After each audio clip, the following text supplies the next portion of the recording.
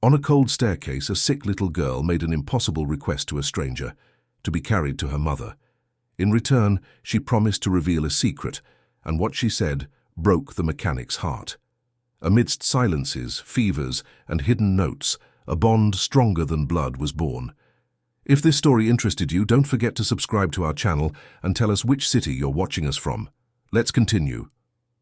The afternoon was falling over London with that typical autumn haste when the sky, tinged with orange, seemed to warn that the cold was truly setting.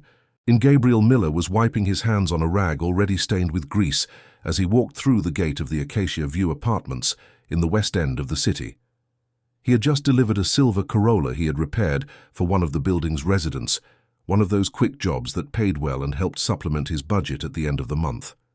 The mechanic shop he ran with his brother-in-law in the Chelsea neighborhood barely covered the bills, but Gabriel never complained. He was 36, with hands calloused from tightening countless bolts and a simple life philosophy: do the job right and go home in peace. But that afternoon, peace would be postponed. As he descended the wide marble staircase leading to the apartment complex's parking lot, Gabriel heard a sound that made him stop in his tracks. It was a cough. Not just any cough, but that dry, weary kind that seemed to come from deep within the chest and carried an invisible weight with it. He turned his head and saw, sitting on the last step of the staircase, a little girl of about 7 or 8 years old. She wore a faded pink dress, white socks that slipped down to her ankles, and scuffed trainers. Her brown hair was somewhat disheveled, as if no one had had time to comb it properly that morning. In her lap, she hugged a much-loved brown teddy bear, one of those that had been through many washes and still remained a favorite toy. Gabriel descended a few more steps slowly, not wanting to startle her. It was then that he noticed the detail that made him swallow hard. On the girl's left wrist, there was a white plastic bracelet like those hospitals put on patients, and on the teddy bear, right in the middle of its chest, a colorful sticker with a sun drawing and the words "Pediatric Oncology." Gabriel's heart ached. He knew that kind of scenario. His younger sister, Renee, had faced a long battle against a serious illness when she was a teenager. He remembered the comings and goings to the hospital, the cold corridors, the smell of alcohol, and the tired expression on his mother's face. Renee had won, thank God, but the experience had left deep marks on the entire family. "Hey, little one, are you all right?" Gabriel asked, crouching beside her. The girl slowly lifted her eyes. They were large brown eyes, but with a sadness that didn't match her age. She opened her mouth to answer, but before any words came out, another cough interrupted her. She put her hand to her chest and waited for the fit to pass. "I'm trying to go up," she finally said in a thin, weak voice, "but I can't. It's too high." Gabriel looked up. The building had 12 floors, and the access staircase ascended in a long flight to the entrance hall. For a healthy child, it would be tiring. For that little girl, it must have seemed like a mountain. "Do you live here?" he asked. She nodded, hugging the teddy bear tightly against her chest. "On the top floor, apartment 1023. My mum is up there. She doesn't know I came down." Gabriel frowned. "What do you mean, you came out alone?" The girl lowered her head, a little embarrassed. She was sleeping. She always sleeps when she gets home from work. "I came down because I wanted to get something that fell out here yesterday, but now I can't go back up." Gabriel took a deep breath. He knew he couldn't just leave and abandon that child there, but he also knew that going up to the apartment with her without informing her mother could cause a huge misunderstanding. Still, there was no choice. "All right," he said with a calm smile. "I'll help you go up, don't worry." She looked at him for a long moment, as if assessing whether she could trust him. Then, slowly, she extended her small arms towards him. Gabriel picked her up carefully, surprised by how light she was. Frighteningly light. It was like holding a bird. He felt his heart clench again. As he climbed the steps, Gabriel tried to strike up a conversation to distract the girl. "What's your name?" "Isabella. But everyone calls me Bella." "Bella. Pretty name. I'm Gabriel." She rested her head on his shoulder, and Gabriel felt her small body relax a little. They climbed slowly in silence for a few seconds, until Bella whispered something so softly that he barely heard it.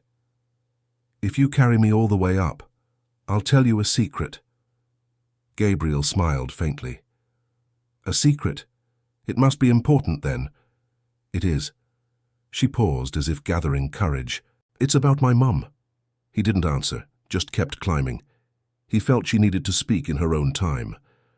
My mum is very lonely, Bella continued, her voice choked. She works all the time, at the hospital during the day and making food at night to sell. She has no friends. She has no one, only me. Gabriel swallowed hard. And you want to tell me this because, Bella took a deep breath, when I'm gone, someone needs to look after her, and I think you're a good person. I felt it. The words hit Gabriel like a punch to the stomach. He stopped in the middle of the staircase, holding the girl more firmly, as if he could protect her in some way just with that gesture. He didn't know what to say. There was nothing to say that wouldn't sound false or empty. Hey, he finally murmured, trying to keep his voice steady. You're not going anywhere, okay? You're strong. I know you are. Bella didn't answer. She just hugged the teddy bear against her chest and closed her eyes. They reached the top floor's hall and Gabriel walked to the door of apartment 1000 and 23. He rang the doorbell and waited. He heard hurried footsteps on the other side and seconds later, the door opened forcefully. The woman who appeared at the entrance was young, probably in her early 30s, but her face carried a weariness that seemed to add decades. Black hair tied in a messy bun, deep dark circles under her eyes, and an expression of panic that turned into relief upon seeing her daughter in Gabriel's arms. "Isabella!" Marina exclaimed, snatching the girl from his arms and hugging her tightly against her chest. "My God, where were you? You scared me to death." "Sorry, Mum," Bella whispered. "I just went down for a bit." Marina closed her eyes, taking a deep breath to calm down. Then, finally, she looked at Gabriel with a mix of gratitude and distrust. "Thank you for bringing her," she said, her voice trembling. "I was asleep and didn't see her leave." "No problem," Gabriel replied, taking a step back. "I found her on the stairs. She said she couldn't get up on her own, so I helped." Marina nodded, but said nothing more. She just stood there, still holding her daughter as if fearing she might disappear again. Gabriel sensed the discomfort in the air and decided to say goodbye. "Well, I'll be going then. If you need anything, I'm around. I work at a mechanic shop there in Chelsea."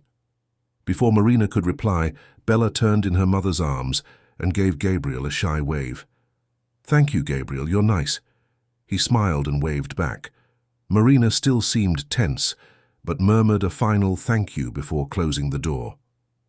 Gabriel stood in the hallway for a few seconds, looking at the closed door. He felt that something had changed in that brief encounter, but he couldn't quite define what. He shook his head and headed for the lift, trying to get the image of that frail little girl out of his mind, and the phrase that kept echoing, "When I'm gone, someone needs to look after her." Inside the apartment, Marina laid Isabella on the sofa and covered her with a soft blanket. The girl was visibly tired, but there was a different sparkle in her eyes, something Marina hadn't seen in a long time. "Mum," she called softly. "Yes, my love? That man is nice, did you feel it?" Marina sighed, stroking her daughter's hair. "Bella, we don't know him. You can't just go around trusting anyone." "But I felt it, Mum. He's different. He doesn't have that rush other people have. You know? That rush to leave." Marina didn't know how to respond. Her daughter had a strange sensitivity for these things, an intuition that often scared her. But precisely because of that, Marina knew she needed to be careful. The world out there wasn't as kind as Isabella imagined. "Let's rest now, okay?" Marina said, changing the subject. "Tomorrow we have another appointment." Isabella nodded and closed her eyes. Marina stayed, there sitting beside her, observing her daughter's pale face. She thought about the man who had brought Bella back. Gabriel, that was his name. He had an honest face, clear eyes, and a serene expression. But Marina had learned the hard way not to trust appearances. Isabella's father had also seemed trustworthy at first, and look what happened. That night, Marina couldn't sleep. She lay in bed, staring at the ceiling, thinking about her daughter, the endless tests, the bills that kept piling up, and the loneliness that was slowly suffocating her. She had no real friends. She had no time for that. Her routine was always the same. Wake up early, leave Isabella with the downstairs neighbor, work at the hospital until mid-afternoon, pick up her daughter, make ready meals to sell, sleep a few hours, and start all over again the next day. It was a gear that spun endlessly, and Marina was caught in the middle of it. She got out of bed and went to the living room. Through the window, she could see the illuminated city, the buildings silhouetted against the dark sky. London never truly slept. There was always someone awake, working, struggling, surviving. Marina wondered how many other mothers were awake at that moment, with the same weight in their chests, the same anguish gnawing from within. She returned to the bedroom and peeked at Isabella, who was sleeping, hugging her teddy bear. Her breathing was a little labored, but peaceful. Marina knelt beside the bed and held her daughter's small hand. She felt tears burn in her eyes, but she didn't let them fall. She had cried too much in recent months. Now, all that remained was to move forward. The next day, Marina woke up to the alarm ringing insistently. 6 in the morning. Isabella was still asleep. Marina took a quick shower, prepared coffee, and gently woke her daughter. "Good morning, Princess. Time to get up." Isabella slowly opened her eyes, stretched her little arms, and smiled. "Good morning, Mum." They had breakfast together in silence. Marina watched her daughter eat slowly, chewing carefully, as if each mouthful required enormous effort. She felt like screaming, breaking something, asking the universe why this was happening to them. But she did none of that. She just smiled and pretended everything was fine.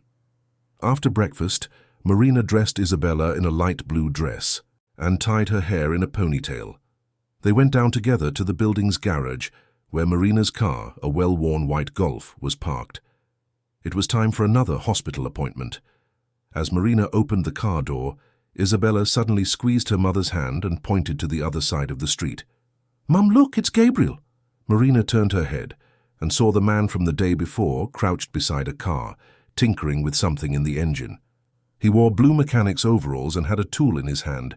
Hearing his name, Gabriel looked up and waved at them. Isabella let go of her mother's hand and ran to him before Marina could stop her. "Gabriel!" Bella shouted, with a joy Marina hadn't seen in a long time. Gabriel put down the tool and wiped his hands on the rag. "Hi, Bella. How are you?" "Better," she smiled. "We're going to the hospital now, but I wanted to see you." Marina approached, embarrassed. "Isabella, you can't just run off like that." "Sorry," she said to Gabriel. "We're in a hurry." Gabriel nodded, but before they could leave, he knelt down to Isabella's height and pulled a small, shiny, heart-shaped sticker from his pocket. "I found this here this morning and thought of you. It's for brave girls." Isabella took the sticker with sparkling eyes and stuck it on her teddy bear, right next to the hospital sticker. She looked at Gabriel with a huge smile. "Thank you. Now my teddy bear has 2 hearts." Gabriel smiled back, and Marina felt something strange stir within her. It wasn't fear, nor distrust. It was something more like a timid, reluctant hope that she didn't want to admit. They got in the car and left. In the rearview mirror, Marina saw Gabriel, waving. Isabella waved back too, holding the teddy bear against her chest. "Mum, he really is very nice, isn't he?" Marina didn't answer. She just drove in silence, trying to ignore the lump forming in her throat. In the following days, Gabriel started appearing more frequently at the apartment complex. There was always a car to fix, a resident who needed help with the engine or with the strange noise the vehicle was making. And whenever Isabella saw him, she would run to him with her teddy bear in hand and a smile on her face. Marina watched from afar, torn between gratitude and the fear of getting attached to someone again. She had already learned that people leave sooner or later, and when they do, they take a piece of you with them. But Isabella didn't think that way. For her, Gabriel was like an angel who had appeared out of nowhere to make her days lighter. And perhaps, just perhaps, Marina was beginning to think her daughter was right. The following week, Marina was in the kitchen preparing the ready meals she sold to supplement her income. It was 10 at night, and weariness already weighed on her. shoulders like a backpack full of stones. Isabella was sleeping in her room, finally peaceful after a difficult day of tests and more tests. Marina seasoned the chicken, fried the potatoes, assembled the meals in disposable containers, and labeled each one with the client's name. It was 20 meals a night, Monday to Friday. On Saturdays, she worked extra shifts at the hospital to try and pay the bills that piled up on top of the fridge. Marina's life had always been like this, hectic, exhausted, lonely. She grew up in a simple neighborhood in the East End of London, the daughter of a seamstress and a bus driver. She studied in public school, worked hard to pass the nursing entrance exam, and managed, against all odds, to graduate and get a job at a private hospital in the Kensington area. It was there that she met Raphael, Isabella's father. Raphael was a resident doctor, handsome, charming, full of promises. Marina fell in love too quickly, believed his words, the plans he made for the future. When she found out she was pregnant, she thought he would be happy. But Raphael changed overnight. He said it was too soon, that he had his career ahead of him, that he wasn't ready to be a father. He offered money for her to resolve the situation. Marina refused. He left and never came back. Isabella was born premature, tiny, fighting to survive from day one. Marina raised her daughter alone without anyone's help. Her parents were already elderly and lived far away. They were unable to help. Her colleagues were nice, but each had their own problems. Marina learned not to ask anything of anyone. She learned to swallow her pride and work twice as hard. And it was working until the day Isabella started getting sick. At first it was just frequent colds, tiredness, lack of appetite. Marina thought it was just a child's thing, a growth phase. But the pediatrician noticed something wrong and ordered tests. And then came the diagnosis that turned Marina's life upside down. Acute lymphoblastic leukemia. Since then, her routine had transformed into an endless marathon of appointments, hospitalizations, chemotherapies, transfusions. Isabella, who had once been a talkative and energetic girl, became quiet, tired, fragile. And Marina, who was already strong out of necessity, had to become even stronger. But there were nights, like that one, when she wondered how long she could maintain that fortress alone.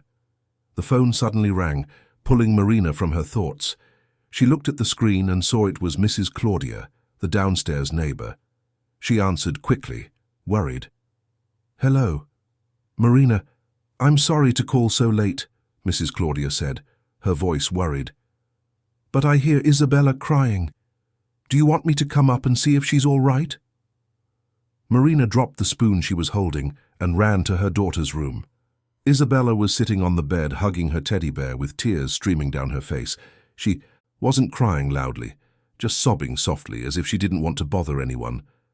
"Bella, what's wrong?" Marina sat beside her and pulled her into a hug. "I had a bad dream, Mum," Isabella sobbed. "I dreamed you left and abandoned me." Marina felt her heart break. She hugged her daughter tightly against her chest and rocked her gently, as she used to do when Isabella was a baby. "I will never leave you, my love. Never. You are everything to me." "What if you get tired of me?" Isabella asked, her voice choked. "What if I'm too much of a burden?" Marina held her daughter's face with both hands and looked her in the eyes. "You will never ever be a burden to me. You are my reason for living, Isabella. Without you, none of this makes sense. Understand?" Isabella nodded, but Marina perceived that the insecurity was still there, rooted in the girl's heart. She lay down beside her and stayed there, holding her hand, until Isabella finally fell asleep again. Only then did Marina return to the kitchen, finish the ready meals, and go to sleep, exhausted. The next morning, Marina went down with Isabella to take the car for a service. The engine had been making a strange noise for days, and she couldn't afford to be without transport. When she parked at the mechanic shop in Chelsea, she was startled to realize it was Gabriel's shop. He was at the back of the establishment, working on a car with its bonnet open. Upon seeing Marina and Isabella, Gabriel put down the tool and came over to them with a smile on his face. "Good morning. What a pleasant surprise." Isabella ran to him and showed him her teddy bear. "Look, Gabriel, the heart you gave. Me is still here." Gabriel knelt down to her height. "That's good, and how are you, better?" Isabella shrugged. So, but today I woke up well." Marina approached, embarrassed. "Good morning. Sorry to turn up like this unexpectedly. The car's making a strange noise and someone recommended this garage to me. I didn't know it was yours." Gabriel shook his head, unconcerned. "No problem. I'll take a look. Can you leave the key with me?" Marina hesitated for a second, but handed over the key. Gabriel asked her to wait in the small waiting room while he examined the car. Isabella stayed with her mother, leafing through an old magazine that was on the coffee table. 15 minutes later, Gabriel returned with his hands dirty with grease. "It's the timing belt. It's worn out and needs to be replaced soon, otherwise it could cause a more serious engine problem." "How much will it be?" Marina asked, already dreading the answer. Gabriel scratched his head, thoughtful. "Normally I'd charge about £400 for the part and labour, but I can do it for £300 for you. And if you want to pay in installments, we can work something out." Marina took a deep breath. £300 was a lot of money, but she knew she had no choice. "You can do it. When will it be ready?" "By the end of the afternoon. Can you pick it up around 6? Marina nodded. She thanked him and left with Isabella, taking a bus back home. On the way, Isabella looked at her mother and asked, "Mum, why don't you smile at Gabriel?" Marina frowned. "What do you mean?" "He's nice to us, but you're always serious around him." Marina sighed. "It's nothing against him, Bella. It's just that Mum is tired. I have a lot on my mind." Isabella was quiet for a moment, but then said something that took Marina by surprise. "I think he likes you." Marina felt her face flush. "What nonsense, Isabella. He's just being polite." "No, Mum. I saw. He looks at you in a different way." Marina didn't answer. She looked out the bus window, trying to ignore her heart beating a little faster. She couldn't afford to think about such things. Not now. Not with everything that was happening. When they returned to the apartment, Isabella went straight to her room to draw. Marina took the opportunity to do laundry, clean the house, and prepare lunch. At noon, she called the hospital to say she would be a little late for her shift. The supervisor complained, but Marina had no choice. She needed to pick up the car from the garage before going to work. At 6 in the afternoon, Marina and Isabella returned to the garage. Gabriel already had the car ready, washed and running perfectly. He handed over the key and explained exactly what had been done. Marina paid in cash, thanked him, and was about to leave when Isabella tugged at her hand. "Mum, I forgot my teddy bear inside." Marina sighed, tired. "Isabella, you didn't bring your teddy bear today." "Yes, I did. He's in the waiting room." Gabriel smiled. "Let me have a look." He went back inside and seconds later reappeared with the teddy bear in his hand. Isabella took the bear and hugged it against her chest, relieved. But Marina noticed something strange. There was a folded piece of paper tucked into the teddy bear's paw. Isabella quickly took the paper out and slipped it into her dress pocket, trying to be discreet. Marina didn't say anything at the time, but she was intrigued. On the way back home, as soon as they entered the apartment, she asked, "Bella, what was that paper on the teddy bear?" Isabella hesitated, biting her lip. "Nothing, Mum." "Isabella." Marina crossed her arms. "Show me." Isabella sighed and took the paper from her pocket. It was a note written in childish, somewhat shaky handwriting. It simply said, "Thank you for being nice to me when no one else is." Marina felt a lump in her throat. She realized that it wasn't a note Isabella had written for Gabriel, but rather one she had written for herself, as a way to remember that there was still kindness in the world. Or perhaps it was a silent plea for Gabriel not to leave, like all the other people who had passed through their lives. Marina knelt in front of her daughter and hugged her tightly, feeling tears burn in her eyes. She said nothing. She just stayed there, holding that little girl who carried a burden too heavy for her small shoulders. And at that moment, Marina realized something frightening. She too was beginning to trust Gabriel. And that terrified her, more than anything else in the world. The weeks passed, and Gabriel became a constant presence in Marina and Isabella's lives, albeit a discreet one. He never intruded, never forced his presence, but whenever they needed him, he was there. Whether it was to change a light bulb Marina couldn't reach, to fix a leak in the kitchen sink, or simply to say hello to Isabella when he saw her in the apartment complex's playground. Marina tried to keep a safe distance, but it wasn't easy. Gabriel had a calm demeanor, a patience that gradually disarmed her. He didn't ask intrusive questions, didn't judge, didn't demand anything in return, and that in a way scared Marina. She was used to people who always wanted something, but Gabriel seemed genuinely interested only in helping. One Saturday afternoon, Marina was in the apartment complex's laundry room trying to fix the washing machine that had broken down. Isabella was in the apartment resting after another chemotherapy session. The girl had spent the entire morning vomiting and had finally fallen asleep. Marina took the opportunity to go down and try to solve the machine's problem, but she wasn't succeeding. She looked at the wall of buttons and wires and felt an enormous urge to kick everything. Need help? Marina turned and saw Gabriel standing at the laundry room door with a toolbox in his hand. No need, I can manage, she replied automatically. Gabriel shrugged and turned to leave, but Marina sighed and called him back.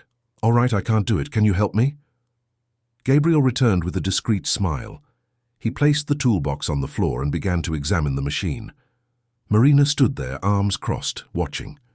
After a few minutes of silence, Gabriel asked, How is Isabella? Marina swallowed hard. She's resting. She had chemo this morning. Gabriel nodded without taking his eyes off the machine.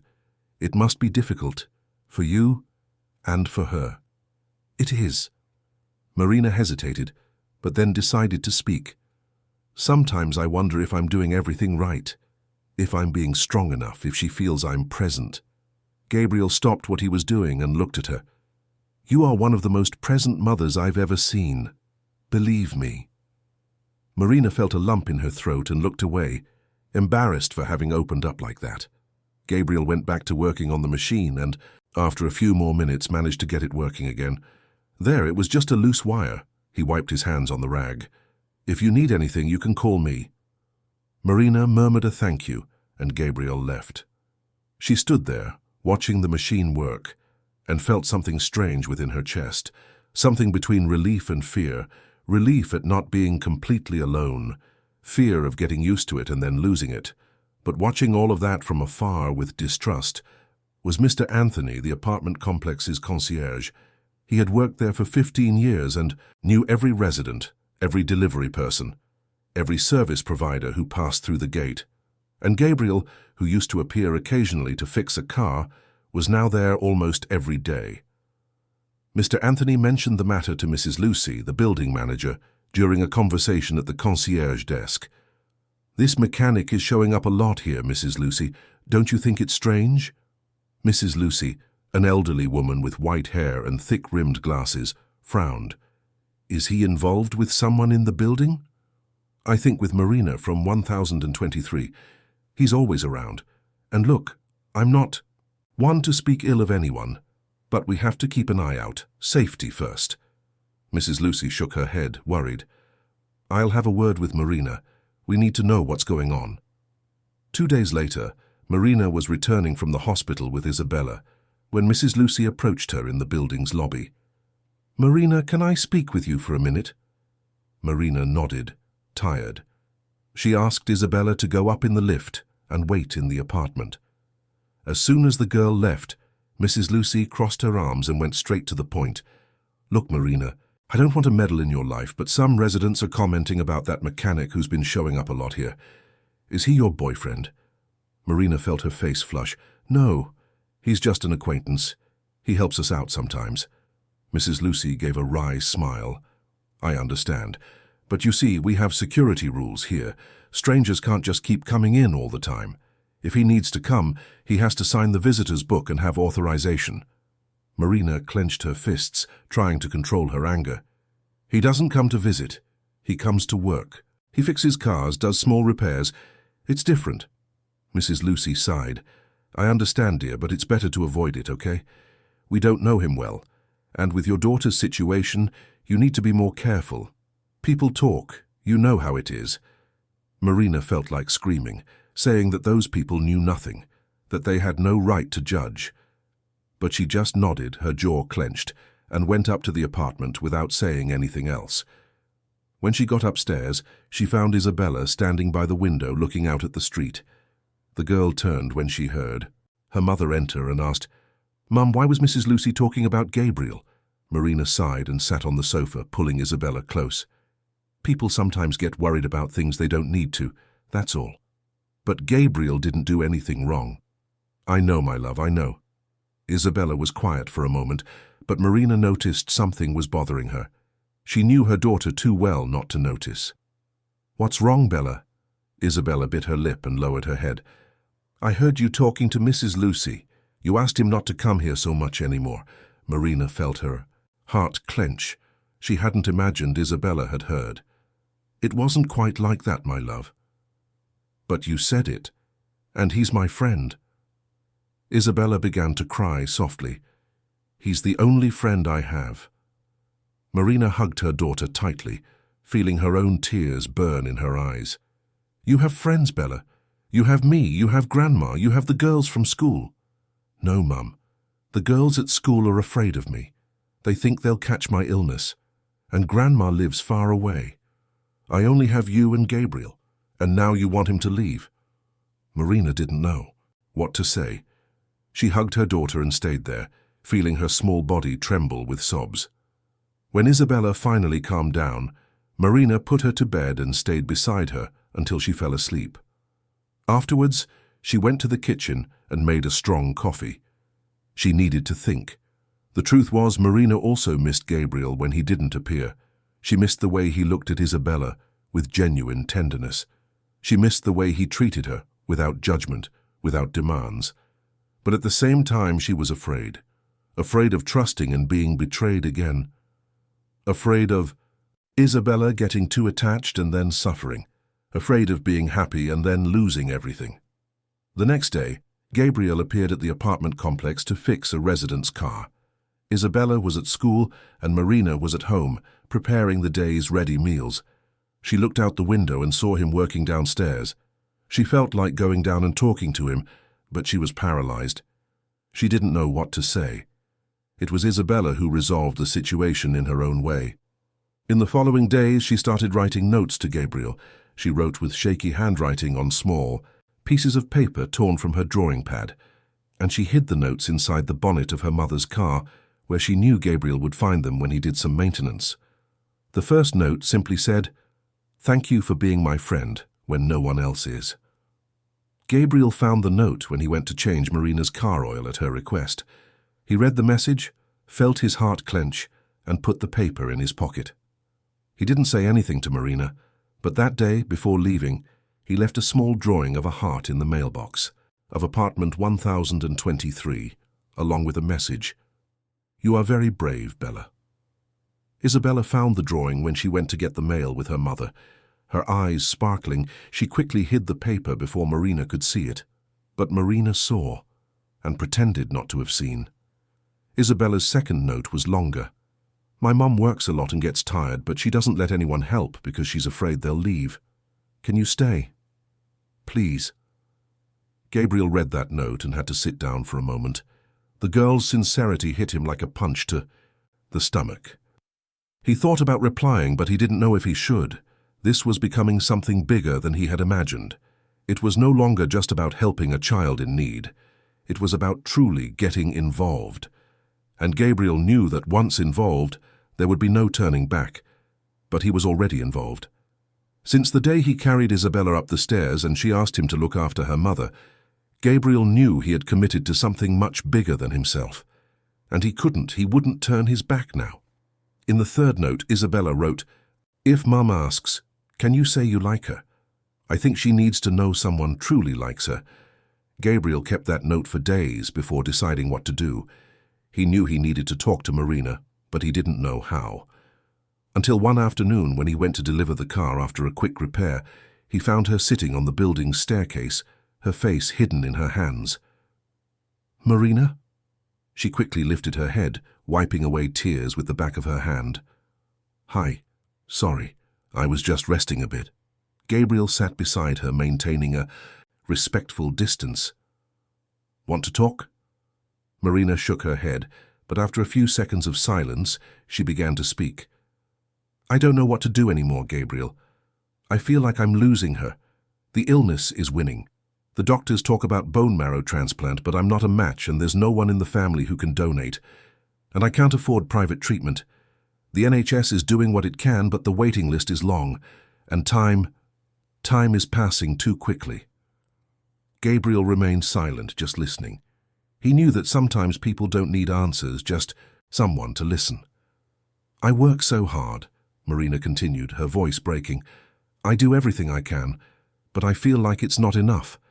And the worst part is that Isabella is noticing. She's trying to be strong for me, but I know she's scared. And I am too." Gabriel took a deep breath. "You're doing the most a mother can do, and Isabella knows that." Marina shook her head. "It's not enough. It will never be enough." Gabriel hesitated, but then placed his hand on her shoulder, a gesture of comfort. Marina didn't pull away, she just let him stay there, offering a silent presence. They sat on the staircase for a few minutes in silence, until Marina finally stood up, wiped her face, and thanked him. Gabriel simply nodded and left, carrying the weight of that conversation with him. That night, Gabriel couldn't sleep. He kept thinking about Isabella, about Marina, about everything they were going through, and he made a decision. The next day, he went to a public hospital in South London and registered as a bone marrow donor. He knew the chances of being a match for Isabella were small, but he had to try. He underwent all the necessary tests, answered all the questions, and left with a timid hope in his chest. But he didn't tell Marina anything. He didn't want to create false expectations. Meanwhile, Isabella continued writing her notes. The fourth one said, "You are the kindest person I know. Thank you for not giving up on us." Gabriel found the note, and this time he replied. He left a message stuck to Marina's car windshield. "I will never give up on you. That's a promise." Marina found the message when she took Isabella for another appointment. She read the message, felt her eyes sting, and put the paper in her bag. When she returned home after an exhausting day at the hospital, she found Gabriel at the building's door waiting. He had a box in his hands. "I brought a cake," Gabriel said, a little awkwardly. "It's my sister's birthday today, and she always makes 2 cakes, one for her and one to give to someone. I thought of you two." Marina hesitated, but then gave a tired smile. "Thank you. Want to come up and have a piece with us?" Gabriel nodded. They went up to the apartment. Together. Isabella was radiant to see him, and immediately pulled Gabriel to the sofa to show him the drawings she had made during the week. Marina prepared coffee and cut the cake. The three sat at the kitchen table, and for the first time in a long time, Marina felt something akin to peace, but the peace was short-lived. That same night the phone rang. It was the hospital. Isabella needed to return immediately. Her fever had risen, and tests showed an infection. Marina panicked. Gabriel helped her gather their things and drove them both to the hospital in his car. He stayed in the waiting room all night, even though Marina insisted he could go home.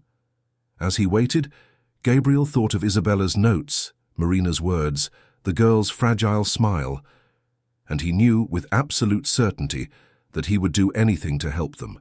Anything. Around 3 in the morning, a nurse came to inform them that Isabella was stable, but Marina couldn't leave the room yet.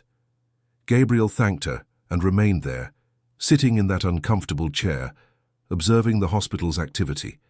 He saw doctors rushing by, patients being wheeled on gurneys, family members crying in dark corners, and all of it made him think about how fragile life was, how everything could change in an instant.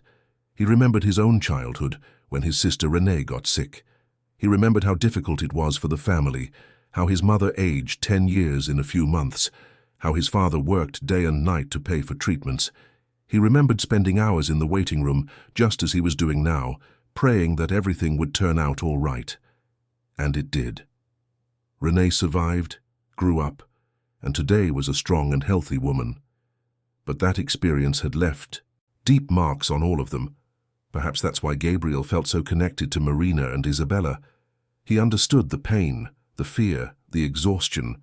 He understood what it was like to see someone you love fighting to survive. and he couldn't just turn his back and pretend not to see. As the sun began to rise, Gabriel got up and went to the hospital cafeteria. He bought 2 coffees and some cheese puffs.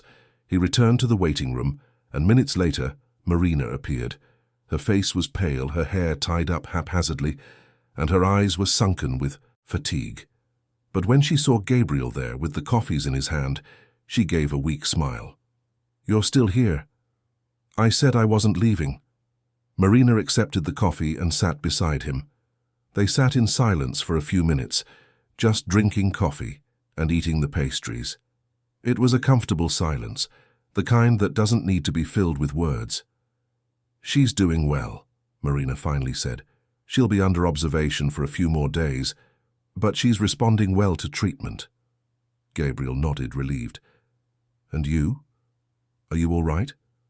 Marina shrugged. "I'm used to it. This isn't the first time I've spent the night at the hospital. But it shouldn't be like this, Marina. You shouldn't have to go through this alone."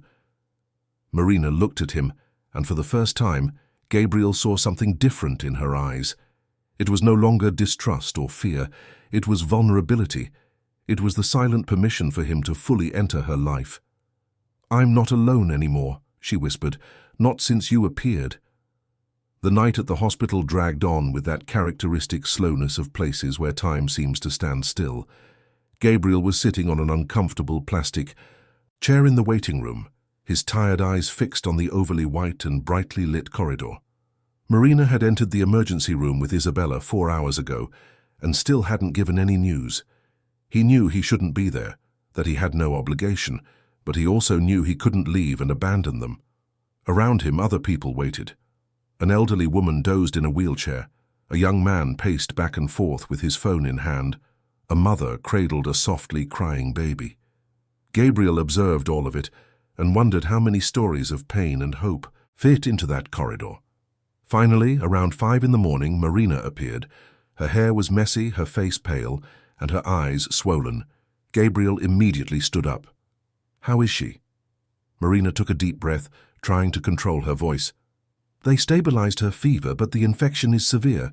They're going to keep her hospitalized for a few days. She's sleeping now." Gabriel nodded, relieved. "Do you want me to stay here with you?" Marina shook her head. "No need. You've already done too much. You can go home and rest." But Gabriel didn't leave. He stayed there sitting in silence while Marina returned to the room where Isabella was.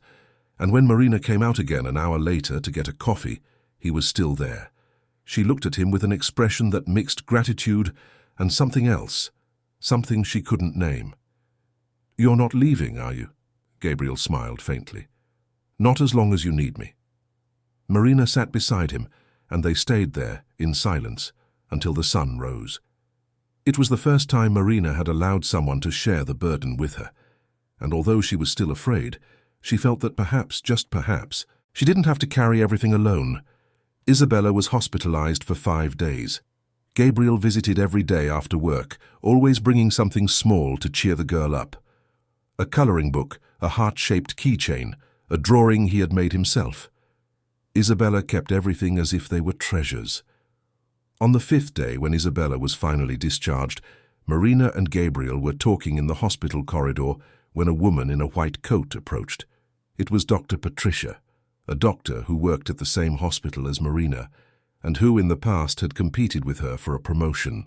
Patricia had won the position, but had never gotten over the fact that patients preferred Marina.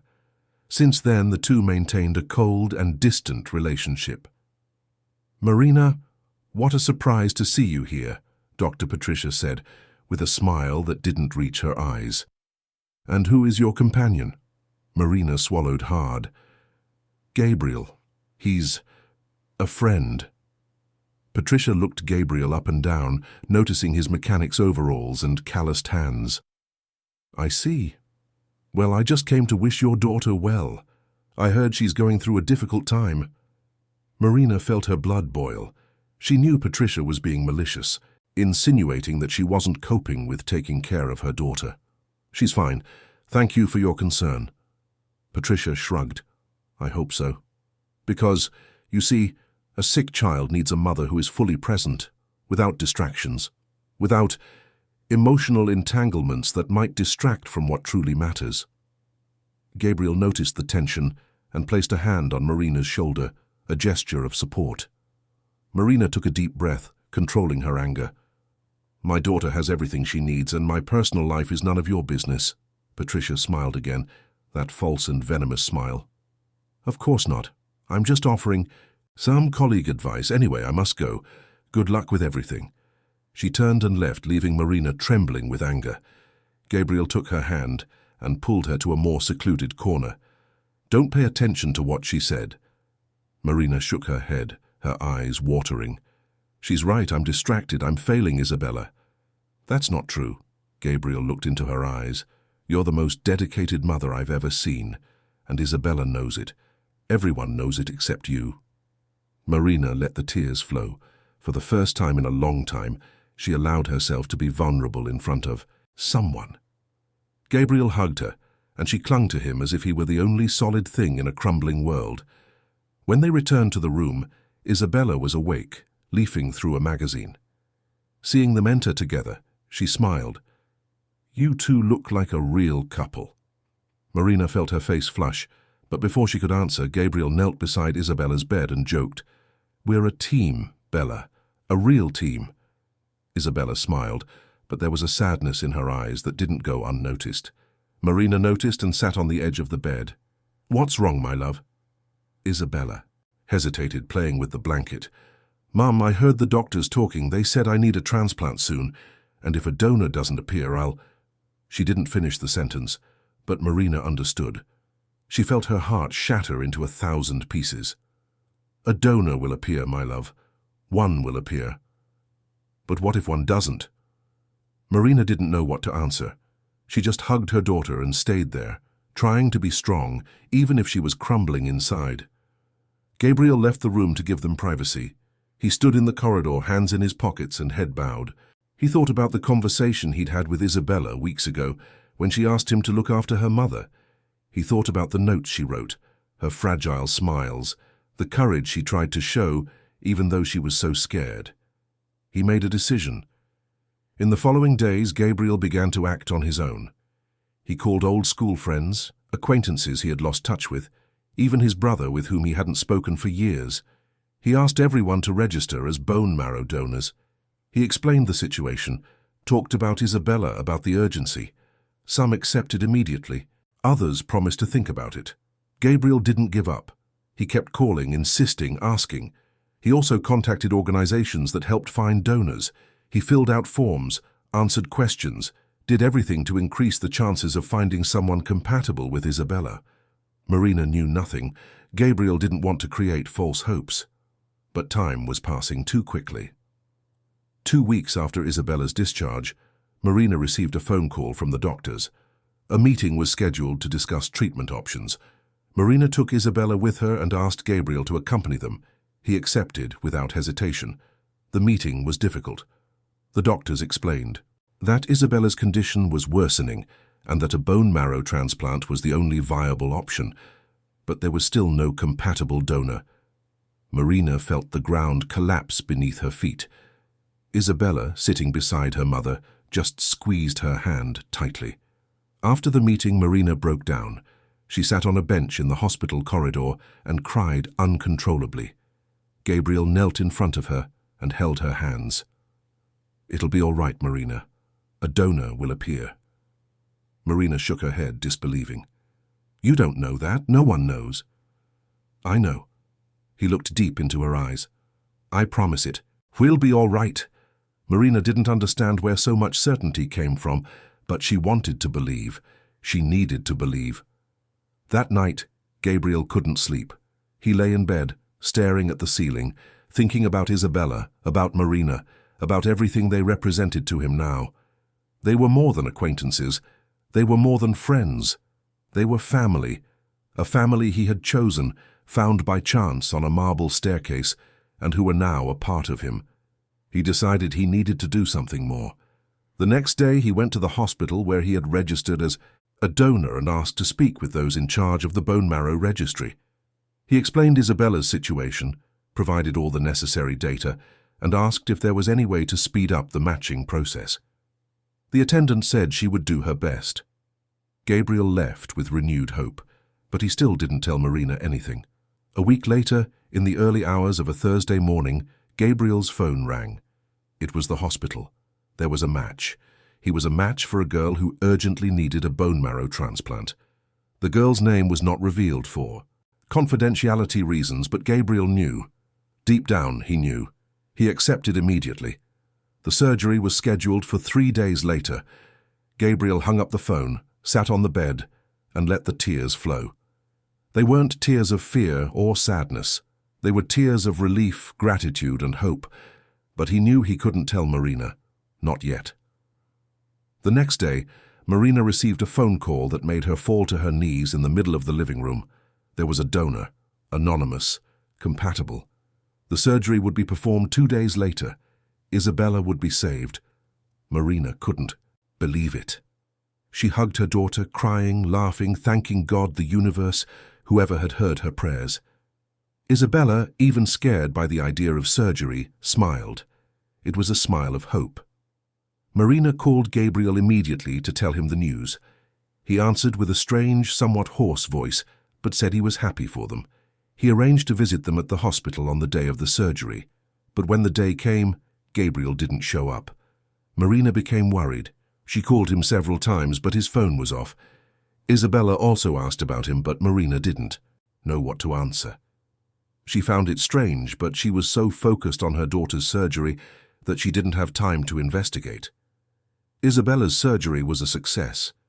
When she woke up from the anesthesia, Marina was beside her, holding her hand. The girl smiled faintly and murmured, "It worked, Mum. It worked, my love. You are saved." Isabella closed her eyes, relieved, and fell back asleep. Marina stayed there, watching over her daughter's sleep, her heart overflowing with gratitude. But something bothered her. Where was Gabriel? Why hadn't he appeared? It was only the next day, when Marina went out for a coffee, that she encountered a familiar nurse in the corridor. The woman greeted her and commented, "What a joy to see Isabella well, and how lucky you were to find a compatible donor so quickly. I heard the young man is also recovering well." Marina frowned. "What young man?" The nurse blinked, confused. "The donor. He's also hospitalized here, on another floor. A young man, a mechanic, I think. His name is Gabriel." Marina felt the world spin.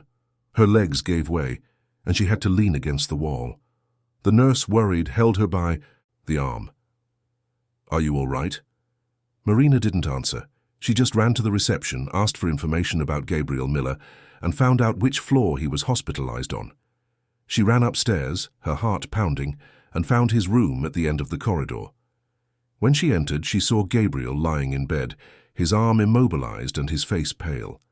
He was awake, looking out the window. Noticing her presence, he turned his head and tried to smile. "Hi, Marina." Marina stood at the door, trembling. Tears began to stream down her face even before she could speak.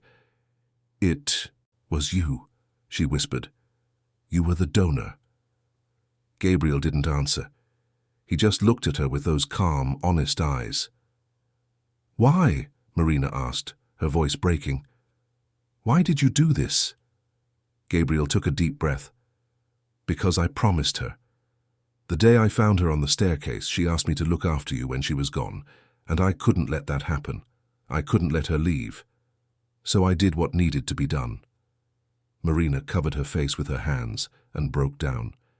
Gabriel wanted to get up to comfort her, but he was still too weak.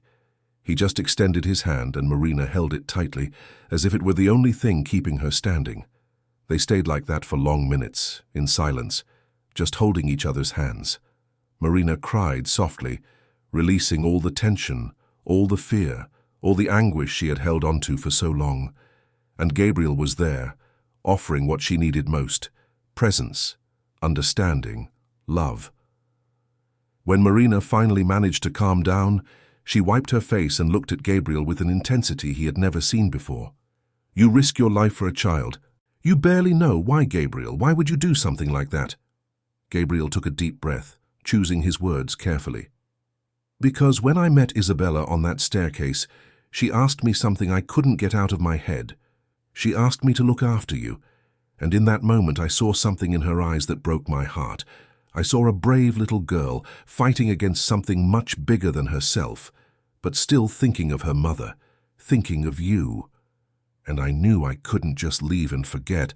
I couldn't leave you two alone, so I did what anyone would do if they had the chance to save someone they love. Marina's eyes widened. That you love? Gabriel nodded, vulnerable.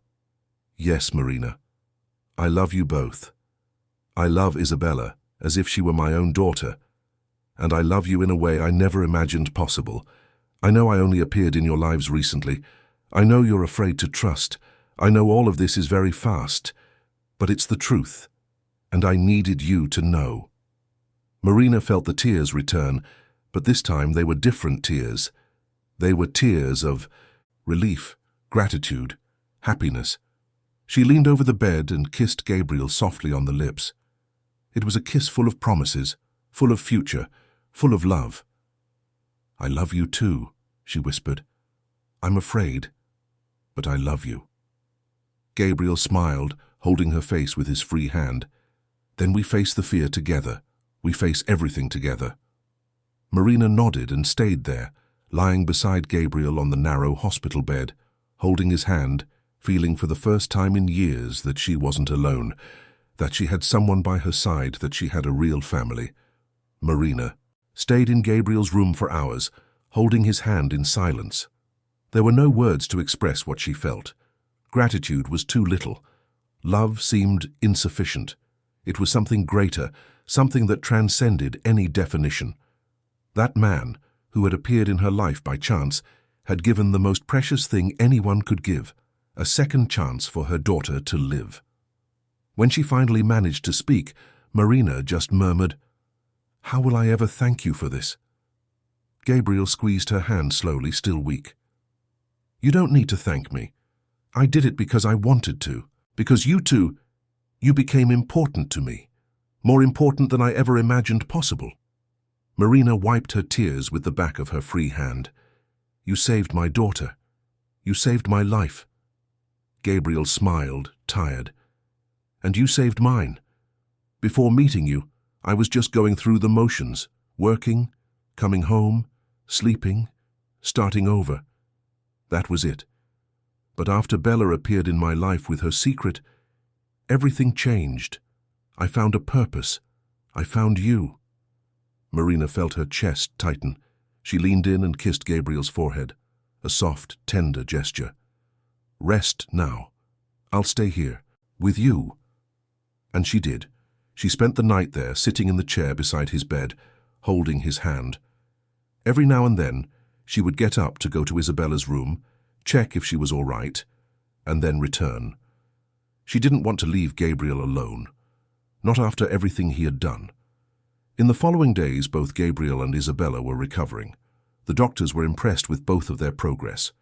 Isabella, especially, seemed to be reborn. Color returned to her face, energy slowly came back, and that sparkle in her eyes, which had been gone for months, began to reappear. A week after the surgery, Isabella finally learned the truth. Marina took her to Gabriel's room, who was already recovering well and could receive visitors. When Isabella entered and saw Gabriel lying in bed, his arm immobilized, she frowned. "Gabriel, are you hurt?" "I'm recovering, Bella, but I'm fine." Marina knelt beside her daughter and held her small hands. "Bella, there's something I need to tell you. The donor who saved your life, it was Gabriel." Isabella's eyes widened, processing the information. She looked at Gabriel, then at her mother, then back at Gabriel. And then, slowly, she began to understand. Tears welled up in her eyes and she ran to the bed, climbing up carefully not to hurt Gabriel, and hugged him with all the strength her frail little body allowed. "You did this for me," she sobbed. "You gave me a piece of yourself." Gabriel hugged the girl back, feeling his own eyes sting. "I did, and I would do it again, as many times as needed." Isabella cried on his shoulder, hugging the teddy bear against her chest. Marina stood there watching the scene and felt that something inside her was finally healing. Oh, the wounds Raphael had left, all the fear of trusting again, all the loneliness she had carried for years. All of it was being healed there in that hospital room with that man who had appeared out of nowhere and changed everything. When Isabella finally calmed down, she looked at Gabriel with swollen eyes and said, "Now you have to stay with us forever. You promised to look after Mum, and now you're a part of me too. You can't leave." Gabriel looked at Marina, who was smiling with tears in her eyes. He nodded slowly. "I'm not going anywhere, Bella. That I promise." 2 weeks later, both Gabriel and Isabella were discharged on the same day. Marina organized a small party in the apartment to celebrate. Nothing too big, just a few close neighbors, and Mrs. Claudia, the downstairs neighbor who always helped when she could. But the atmosphere was pure joy. Isabella was radiant. She wore a new dress Marina had bought especially for the occasion and had a tiara with a pink bow in her hair. She ran around the living room, showing everyone the teddy bear with the heart stickers, and telling the story of how Gabriel had saved her. People listened, moved, and many couldn't hold back their tears. Gabriel arrived in the late afternoon, still a little awkward because of his arm, but with a huge smile on his face. He carried a chocolate cake he had ordered from a bakery. When Isabella saw him, she ran to him and hugged him around the waist. "You came." "Of course I came. I wouldn't miss this for anything." Marina approached and, for the first time since they had met, truly hugged Gabriel. It wasn't a quick or awkward hug. It was a long, tight embrace, full of meaning. Gabriel hugged her back, feeling his heart beat faster. "Thank you," Marina whispered in his ear, "for everything." He didn't answer. He just hugged her tighter. The party continued with music, laughter, and plenty of food. Marina had prepared a feijoada, and Mrs. Claudia brought an enormous platter of toasted cassava flour. Everyone ate until they couldn't eat anymore, chatted, told stories. Isabella couldn't stop smiling. It was as if, for the first time in a long time, she could just be a child again. At the end of the night, when the guests had already left, Marina, Gabriel, and Isabella stood on the apartment balcony, looking out at the illuminated city. Isabella was in Gabriel's lap, half asleep, and Marina was beside them, leaning against the railing. "You know," Marina began, looking at the city lights, "I spent so long afraid to trust anyone again that I almost let the best thing that could have happened to us pass by." Gabriel looked at her, curious. "And what is that?" "You." Marina smiled. "You appeared out of nowhere, asking for nothing in return, and you changed everything. It wasn't just Isabella you saved, Gabriel. It was me, too." He didn't know what to say. He just extended his free hand and Marina held it. The three of them stood there in silence, just feeling the moment.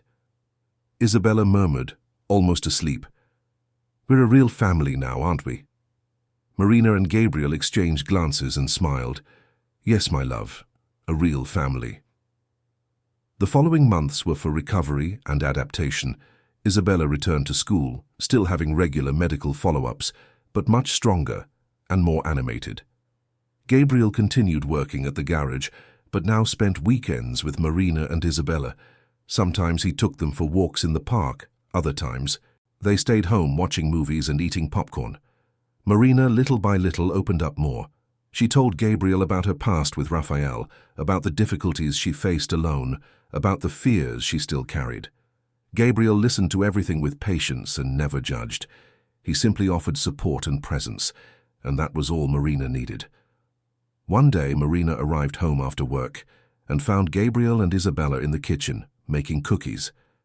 The kitchen was all messy, with flour spread across the counter, and the two of them wearing improvised aprons. Marina stopped at the door and just watched, her heart overflowing. It was a simple, everyday scene, but for her it meant everything. When Gabriel noticed she was there, he smiled. "You're home early," Marina shrugged.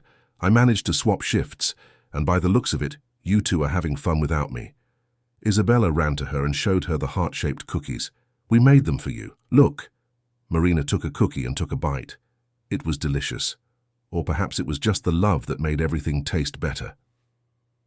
2 months later, on Isabella's birthday, Marina and Gabriel organized a party at the apartment. This time it was a bigger party, with Isabella's school friends, neighbors, and even some distant relatives Marina hadn't seen in years. Aunts and cousins who never showed up before now wanted to make an appearance, probably driven by curiosity to meet the man who had donated bone marrow to Isabella.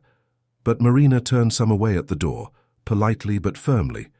Isabella didn't need people who only showed up for the good times. The party was beautiful. There were colorful balloons everywhere, a 3-tier unicorn-themed cake and a table full of sweets and savories. Isabella wore a pink dress and a princess crown that Gabriel had given her as a gift. She was radiant, smiling, playing with friends, as any 8-year-old child should be. In the middle of the party, Isabella asked for everyone's attention. She climbed onto a chair with Gabriel's help and spoke loudly. "I want to thank everyone for being here, but there's one person I need to thank especially." She looked at Gabriel, who was standing beside Marina. "Gabriel, you're not just my friend. You're my hero. You saved me. And now I want everyone to know this is the man who's going to look after my mum. This is my Gabriel." The entire room applauded. Marina felt tears stream down her face, but this time they were tears of happiness. Gabriel, a little embarrassed by so much attention, just waved to everyone and helped Isabella get down from the chair. After the party, when everyone had already left and Isabella was sleeping in her room, Marina and Gabriel stayed on the balcony talking. The night was cool, with a pleasant breeze coming from the city. "Gabriel," Marina began, "I need to tell you something." He turned to her, attentive. "What is it?" Marina took a deep breath, gathering courage. "I've fallen in love with you. I think it's been a while, but I was afraid to admit it.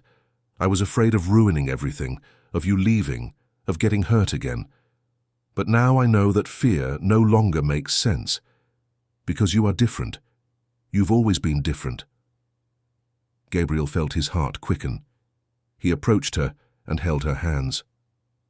"I also fell in love with you, Marina, from the day I saw you at the apartment door, desperate, holding Isabella.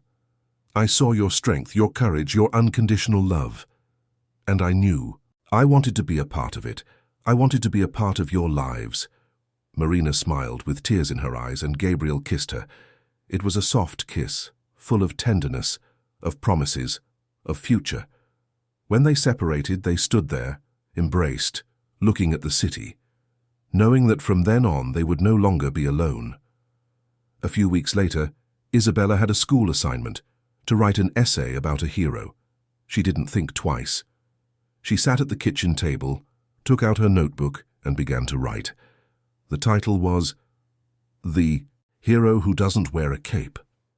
In the essay, Isabella told the whole story, how she met Gabriel on the staircase, how he became her and her mother's friend, how he saved her by donating bone marrow. She wrote about his kindness, about how he never asked for anything in return, about how he transformed their lives. In the end, she wrote, "A real hero doesn't need a cape or superpowers. He just needs to have a big heart and the courage to help when no one else does. My hero is Gabriel, and I'm very lucky to have him in my life." The teacher, Mrs. Sylvia, was so moved by the essay that she asked permission to read it aloud to the class. Isabella agreed, proud. When Mrs. Sylvia read the essay, many children were moved, and the story didn't stop there. The school coordinator asked to share the essay on the school's website. Then a mother shared it on social media, and then suddenly the story started to go viral. News pages started sharing it, newspapers contacted them asking for interviews, and within days the story of Gabriel, Marina and Isabella was being told all over the UK. Marina didn't know how to handle so much attention. Gabriel, always discreet, tried to avoid the cameras, but Isabella was radiant. She loved telling the story to anyone who would listen. And deep down, Marina knew that story deserved to be told, because it was a story of hope, of love, of second chances. A few weeks later, a television station invited the family to participate in a program about inspiring stories. Marina and Gabriel hesitated, but Isabella insisted so much that they ended up accepting. On the program, they told the whole story from the beginning. Isabella showed the teddy bear with the heart stickers, talked about the note she wrote to Gabriel, and he talked about his decision to become a donor. Marina, for the first time, spoke openly about the difficulties she faced and how Gabriel changed everything. The program had a huge audience and generated a wave of registrations in the bone marrow donor registry across the country. Hundreds of people registered, inspired by Gabriel's story, and many of those people ended up saving lives too. But for Marina, Gabriel, and Isabella, the most important thing wasn't fame or recognition. It was the fact that, finally, they had found what they had always sought without knowing it: a family. 6 months later, Gabriel officially moved into Marina and Isabella's apartment. It wasn't an impulsive decision. They talked a lot beforehand, thought about all the details, made sure it was what everyone wanted. And it was. Isabella was so happy that she made a huge poster that read, "Welcome Home," and taped it to the door of what would now be Gabriel's room. Their life continued with ups and downs, as any family has, but now they faced everything together. Marina was no longer alone. Gabriel had found a purpose. And Isabella, that little girl who one day asked a stranger to look after her mother, had gained not only her life back, but also a real father. A father who chose to be there, not because he had to, but because he wanted to. And one Sunday afternoon, the three of them were on the balcony again, looking down at London below. Isabella was in Gabriel's lap, drawing in a notebook. Marina was beside them, reading a book. And in that comfortable silence, in that simple moment, they knew they had everything they needed. They had each other, and that was more than enough. End of story. Dear listeners, we hope the story of Marina, Gabriel, and Isabella has touched your hearts. If you were moved by this journey of love, courage, and hope, please leave a like, subscribe to the channel, and tell us in the comments which moment stood out to you the most. Every day, we bring intense stories like this, which reveal the deepest side of the human soul and remind us that kindness still exists in this world. Thank you for being with us. We'll see you in the next episode.